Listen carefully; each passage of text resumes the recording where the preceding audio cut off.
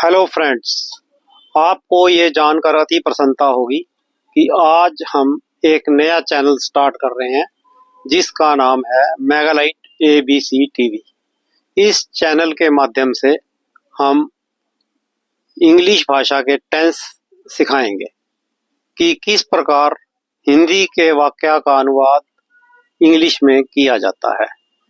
ये पूरा रूल्स हैं इसके, वो रूल्स समझाए जाएंगे, वाक्य की पहचान बताई जाएगी ताकि आप बिल्कुल गहराई से इसका अध्ययन करके टेंसेस के मास्टर बन जाएं।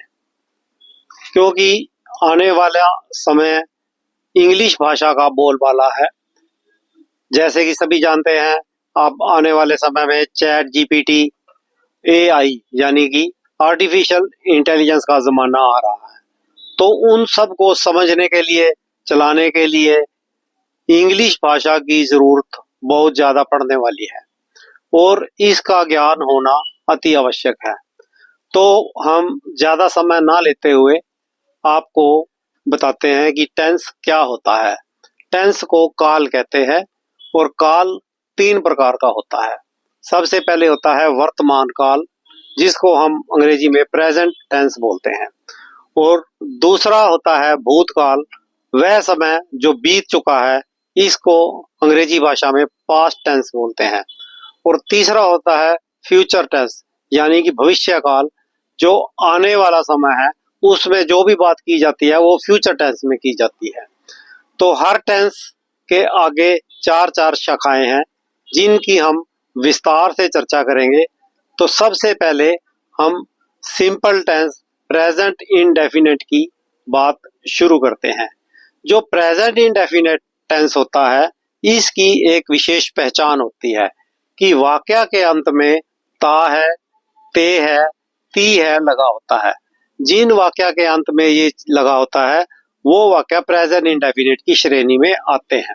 ये सारी बातें हम आपको स्लाइड्स के माध्यम से भी समझाने की कोशिश करेंगे। अब आप ये स्लाइड्स देखिए।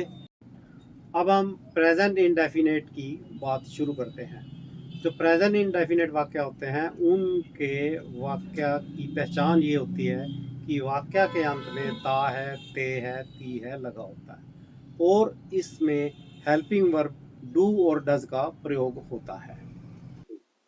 इससे अगली स्लाइड में प्रेजेंट इंडेफिनिट वाक्य बनाने के नियमों का दर्शाया गया है। Singular he, she, it, Ram, Shyam, जिसको हम हिंदी में एक वचन कहते हैं, उनके साथ डज का प्रयोग होता है, और प्लूरल यानी बहुवचन आई, वी, दे, यू के साथ डू का प्रयोग होता है। सिंपल वाक्य में एस और ईएस का प्रयोग होता है। सिंपल वाक्य बनाने का नियम है, सबसे पहले सब्जेक्ट, फिर वर्ब की फर्स्ट फॉर्म प्लस एस या ईएस प्लस ऑब्जेक्ट लगाया जाता है। एग्जाम्पल के तौर पे, मैं जाता हूँ, आई गो, वह जाती है, शी गोस, वह क्लब में खेलता है, he plays in the club. अब हम इसके आगे प्रेजेंट इंडेफिनिट में ही प्रश्नवाचक वाक्यों का बनाना सीखेंगे। प्रश्नवाचक वाक्य दो प्रकार के होते हैं। पहला वाक्य वह होता है जो क्या से शुरू होता है, और दूसरी प्रकार का प्रश्नवाचक वाक्य वह होता है जिसके बीच में कब, क्या, क्यों, कैसे लगाया जाता है। इन दोनों को बनाने के नियम भी अलग अलग हैं, जिसको हम आपको आगे की स्लाइड में दिखा रहे हैं। इंटेरोगेटिव टाइप 1 यानी कि प्रश्नवाचक प्रकार 1 जो वाक्य होते हैं उनकी शुरुआत इंग्लिश में वाक्य बनाते समय हेल्पिंग वर्ब से शुरू करते हैं। इसका नियम है हेल्पिंग वर्ब, फिर सब्जेक्ट, फिर वर्ब की फर्स्ट फॉर्म, फिर ऑब्जेक्ट, फिर आदि इत्यादि चीजें, और अंत में प्रश्नवाचक चिन्ह लगाया जाता है। एग्जाम्पल, क्या वह जाता है, डज ही गो। इसमें एस ई एस जो है डू के साथ लग के डज बन चुका है, इसलिए याद रहे, प्रश्नवाचक और नकारात्मक वाक्य में जहां डू और डज का प्रयोग हो रहा हो वहां एस या ईएस नहीं लगेगा। This is very important point. इस स्लाइड में इंटेरोगेटिव टाइप 1 जो है उसकी चर्चा की गई है। ये वाक्य आपको स्लाइड के माध्यम से भी समझ आ जाएंगे कि जो वाक्य क्या से शुरू होते हैं उनको इंग्लिश में वाक्य बनाते समय हेल्पिंग वर्ब से शुरू करते हैं। अब अगली स्लाइड में हम इंटेरोगेटिव टाइप 2 के जो वाक्य होते हैं उसकी चर्चा भी करेंगे और आपको स्लाइड के माध्यम से समझाएंगे। अब हम आपको इंटेरोगेटिव टाइप 2 के बारे में बताएंगे। ये ध्यान रखने योग्य बात है कि प्रश्नवाचक वाक्य दो प्रकार के होते हैं और इन दोनों का फर्क समझना बहुत जरूरी है। इंटेरोगेटिव टाइप 2 यानी कि प्रश्नवाचक वाक्य जो दूसरी प्रकार के होते हैं उनकी पहचान क्या है।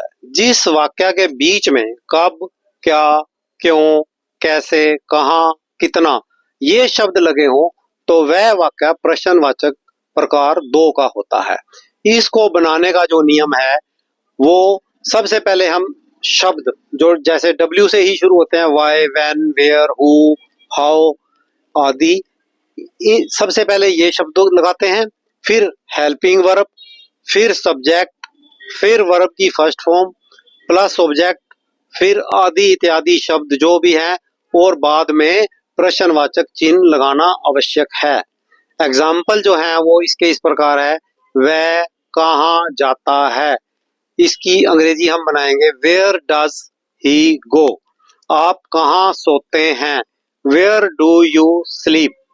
वह क्यों खेलती है, वाई डज शी प्ले। यहाँ ये बात याद रखनी बहुत जरूरी है कि वाक्य चाहे सिंपल हो, इंटेरोगेटिव हो या नेगेटिव हो, प्रेजेंट इंडेफिनेट में हमेशा ही वर्ब की फर्स्ट फॉर्म ही लगनी है।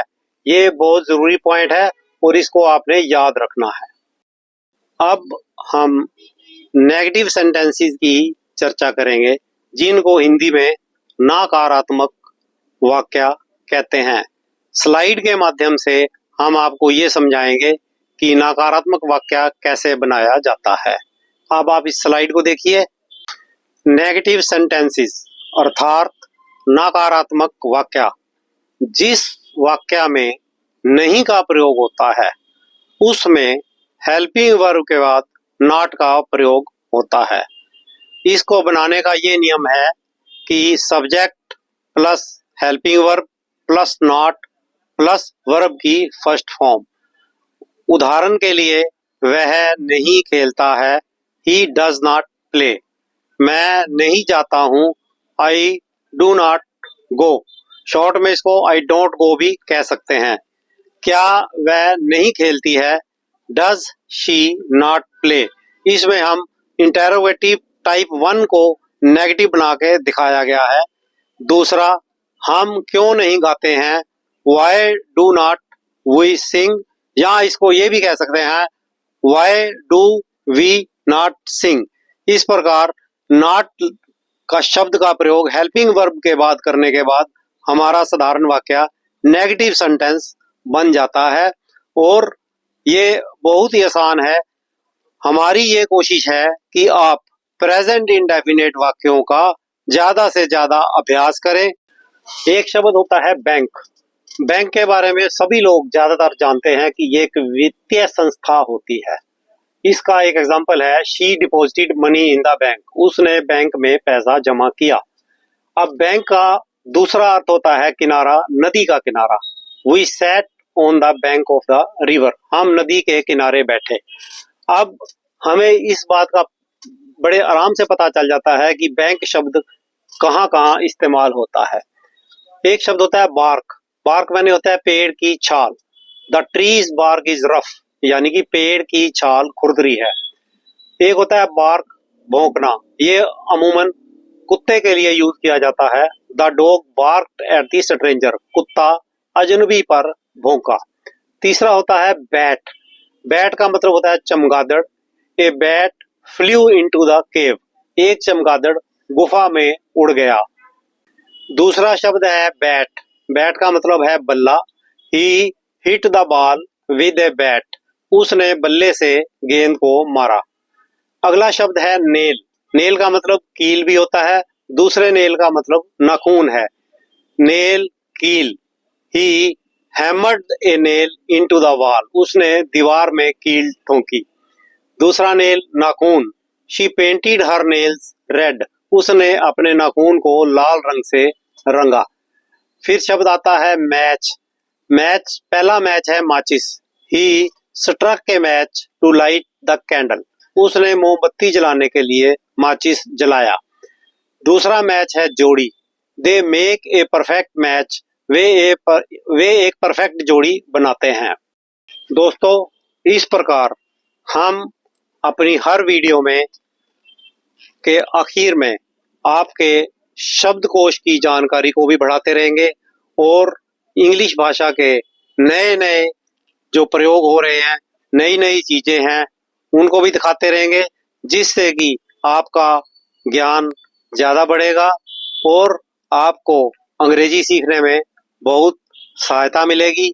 आप बस इसका अभ्यास करें और चैनल को सब्सक्राइब करें, शेयर करें और दोस्तों के संग इसको डिस्कस करें और कमेंट करें। Thank you.